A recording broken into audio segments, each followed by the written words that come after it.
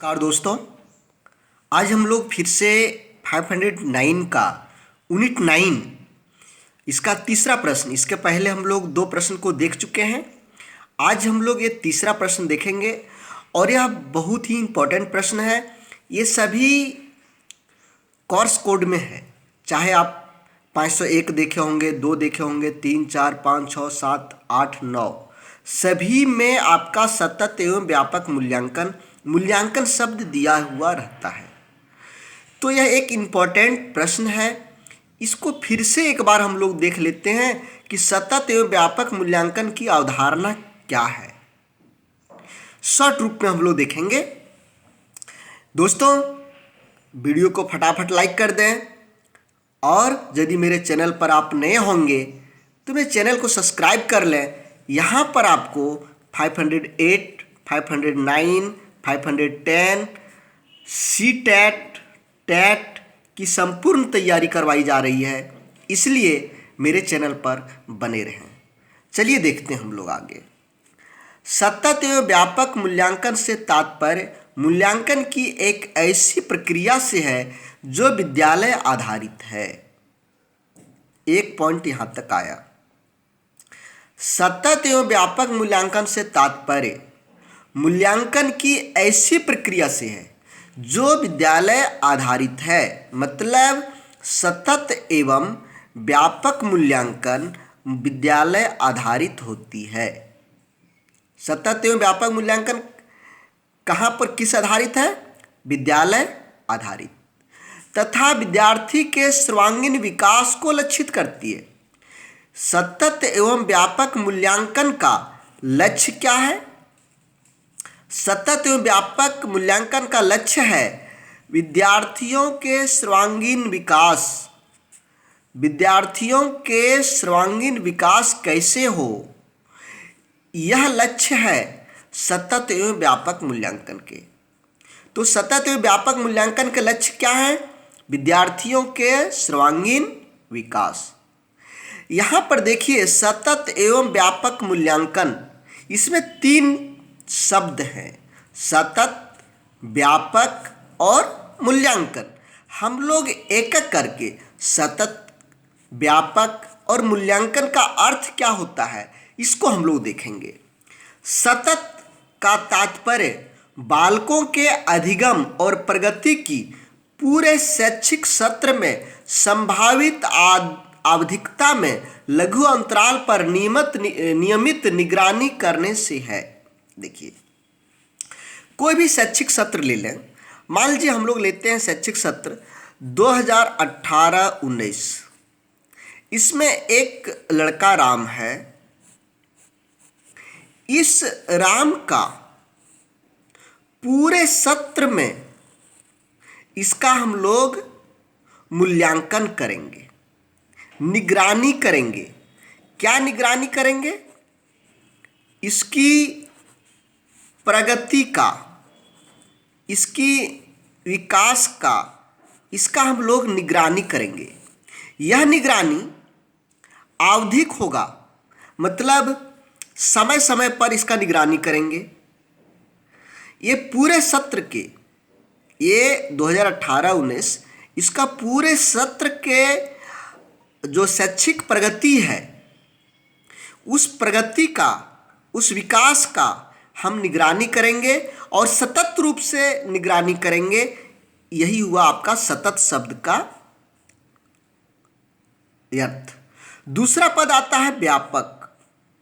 व्यापक मतलब आप खुद यहां पर देखिए, व्यापक मतलब होता है बड़ा, यानी हर जगह। बच्चों का जो हम मूल्यांकन निगरानी करेंगे वह केवल किताब में पढ़ने में तेज है, केवल उसी का करेंगे क्या? नहीं, पाठ्यचर्या विषय का निगरानी होगा।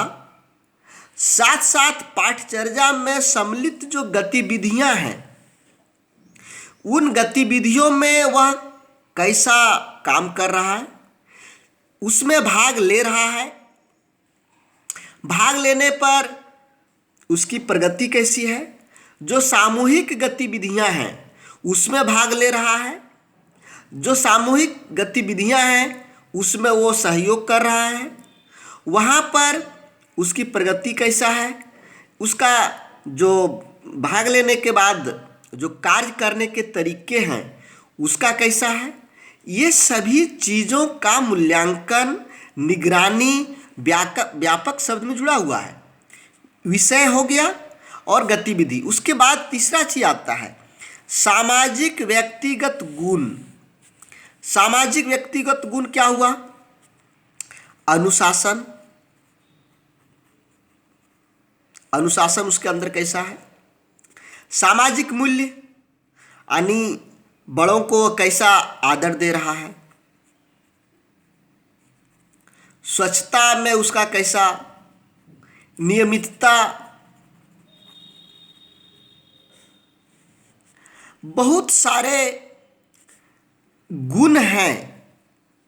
इन सभी गुणों का नेतृत्व का गुण, सहयोग का भावना, संवेदनशीलता, ये सभी चीज़ें जो सामाजिक और व्यक्तिक गुण है, इस गुण का भी हमको निगरानी करना है।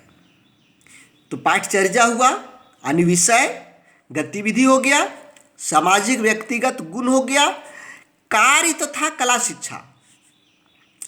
कार्य और कला शिक्षा जब हम लोग पढ़ रहे थे तो इसमें हम लोग बहुत कुछ जानते हैं कि इसमें क्या क्या चीज़ें आता है। इन सभी चीज़ों का मूल्यांकन इसके अंतर्गत आता है।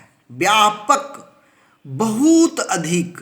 व्यापक शब्द मतलब ही हो गया सब चीज़ों का मूल्यांकन करना, चाहे वह किताब का मूल्यांकन हो, गतिविधि का मूल्यांकन हो, बच्चों के अंदर जो गुण है, आदत है, स्वभाव है, व्यवहार है, सभी का, कला और कार्य शिक्षा में सभी का ये मूल्यांकन करना है। तो सतत का व्यापक, अब मूल्यांकन बच गया। मूल्यांकन एक प्रक्रिया है। मूल्यांकन एक प्रक्रिया है। मूल्यांकन क्या है? एक प्रक्रिया है। इस प्रक्रिया में हम लोग क्या करते हैं, जो बालक के व्यवहार में आने वाले परिवर्तनों संबंधी एकत्र की जाने वाली सूचना संग्रह। सबसे पहले इसमें हम लोग सूचना का संग्रह करते हैं। मूल्यांकन करने के लिए सूचनाओं का संग्रह करते हैं। ये सूचना बहुत अलग अलग जगहों से हो सकता है, बहुत अलग अलग जगहों से। सबसे पहले कक्षा से हो सकता है, वो जो गतिविधि कर रहा है गतिविधि से हो सकता है, खेल के मैदान से हो सकता है, जो अपने सहपाठियों से कैसा व्यवहार कर रहा है उससे हो सकता है। बहुत सारे जगहों से हम लोग सूचना एकत्र करते हैं। तो पहला हुआ सूचना एकत्र करना, संग्रह करना। दूसरा सूचनाओं का व्याख्या करना। कक्षा में उसका जो सूचना हमको मिला, गतिविधि के द्वारा जो सूचना मिला, बच्चों के साथ कैसा व्यवहार कर रहा है उसका सूचना मिला, इन सभी सूचनाओं का हम लोग व्याख्या करते हैं और बच्चे की प्रगति के संबंध में निर्णय लेते हैं। जब सभी सूचनाएं एकत्रित हो गया तो हम लोग निर्णय लेते हैं कि अगली कक्षा में प्रोन्नति हमको देना है या नहीं देना है। हमको कक्षा 4 में भी है तो इसे 5वीं कक्षा में भेजना है या नहीं भेजना है, 5वीं से 6ठी कक्षा में भेजना है या नहीं भेजना है। तो इस संबंध में हम लोग प्रोन्नति देने से संबंधित निर्णय लेते हैं और इस तरह का व्यवहार करते हैं। तो दोस्तों, मैं समझता हूँ और सतत एवं व्यापक मूल्यांकन की अवधारणा आप सभी समझ गए होंगे। दोस्तों, ये तीनों पद का अलग अलग लिख दीजिए। अब लास्ट में आप इसका लिख सकते हैं कि अतः सतत एवं व्यापक मूल्यांकन एक ऐसी प्रक्रिया है जो निरंतर चलते रहती है, जिसमें विद्यार्थियों के विद्यालय आधारित मूल्यांकन के द्वारा विद्यार्थियों के सर्वांगीण विकास कैसे हो इस पर चिंतन मनन किया जाता है। दोस्तों, ये वीडियो आप लोगों को यदि अच्छा लगा हो तो लाइक ज़रूर करें। आप लाइक करते हैं तो मेरा मनोबल बढ़ता है। मुझे भी लगता है कि मेरे इतने लाइक्स आ रहे हैं, मुझे वीडियो बनाना चाहिए। तो लाइक्स करेंगे। मेरे चैनल पर आप नए हैं तो सब्सक्राइब ज़रूर कर लें। यहाँ पर आपको सीटेट, टेट, 508, 9, 10 सभी चीज़ों की तैयारी यहाँ पर आपको करवाई जाएगी। दूसरा चीज़ है, नेक्स्ट वीडियो में आप प्रश्न संख्या 4 देखेंगे। मेरे साथ बने रहिए। धन्यवाद।